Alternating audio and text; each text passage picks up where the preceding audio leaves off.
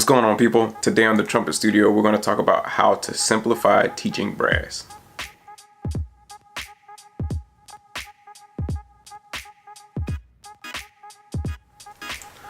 Alright, welcome to or back to the Trumpet Studio. I'm Ricio. Today we're going to talk about how to simplify teaching brass. So traditionally people teach trombone players how to play positions, and they teach other brass instruments with valves how to play valve combinations or fingerings. So the question is, should all brass instruments learn positions versus splitting up the families? I have to give credit to my good friend Alan Dejan. He was one of the first people to hit me to this concept. And so the concept is to, instead of teaching your trumpet, baritone, sousaphone, or tuba players how to, or mellophone or French horn, to play their instruments, speaking in terms of valve combinations or fingerings, to combine the two, because the information basically translates to be the same thing for all of the instruments. There are only 7 combinations that we use for any of those instruments. So it would simplify your life and also give your students an opportunity to change instruments more easily, because they'll have the foundation for what to press down, what to use, even if they started on trumpet versus trombone, because it's the same information. So here's a little chart, here's a little diagram of what that looks like. And it's the same information, but it may look different on the staff. It may be different note names that you're telling them, but if you remove any of the sound or reading elements of it, it is the exact same information. From 7th position to 1st position, all of the instruments in the family use the same information.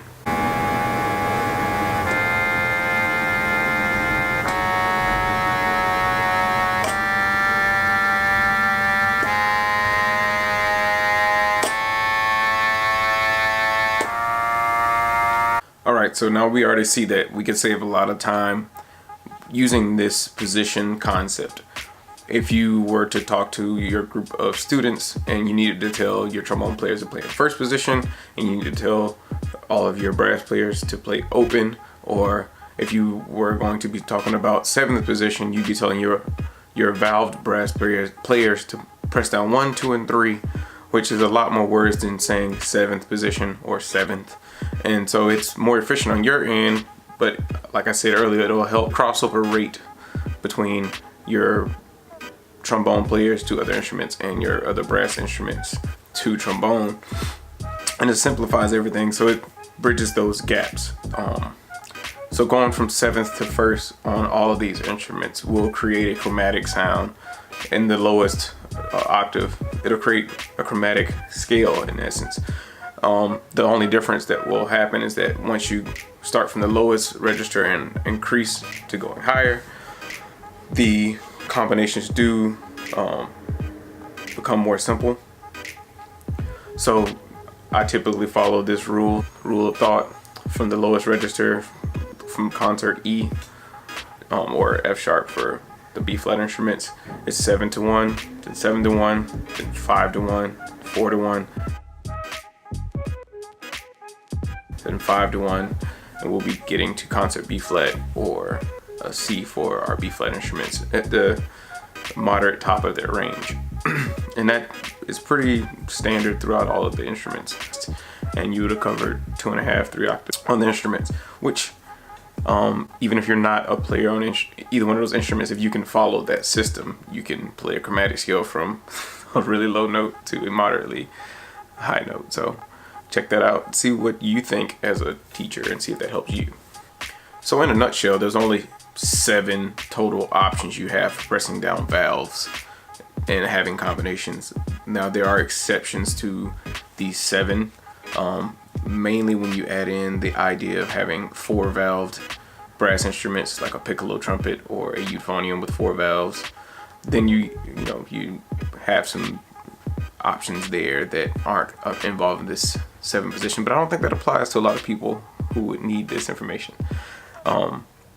Also, something to take into consideration is that this is like a base level for most brass players, for both the valved and pistoned instruments, there is the option of having alternate fingerings, and there are even more options for trombone players to use alternate valve positions, alternate slide positions, especially when they get into the middle to upper register. They have lots of options there. So this is like a standard or a place to start, and then there are lots of deviations and other things that make playing these instruments more efficient.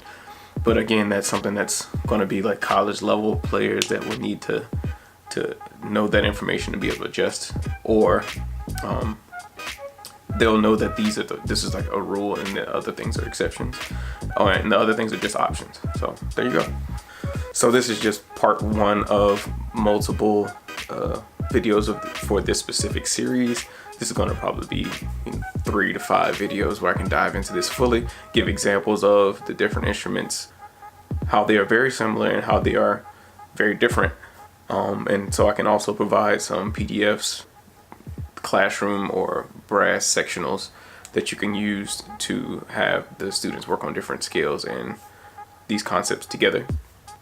So yeah, if you enjoyed this video, make sure and like the video, and if you have any questions that you want me to answer, especially if it's pertaining to this series, then go ahead and drop that below, and then I can make a video that answers that question. Especially if there's multiple people who have different questions about the same topic, then I can combine and make them into one video.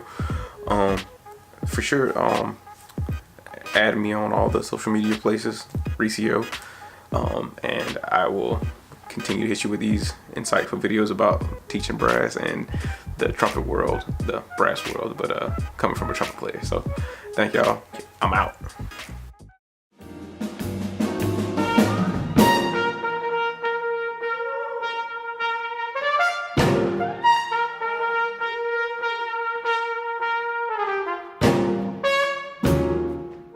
Seven to 1 being the lowest as a vehicle.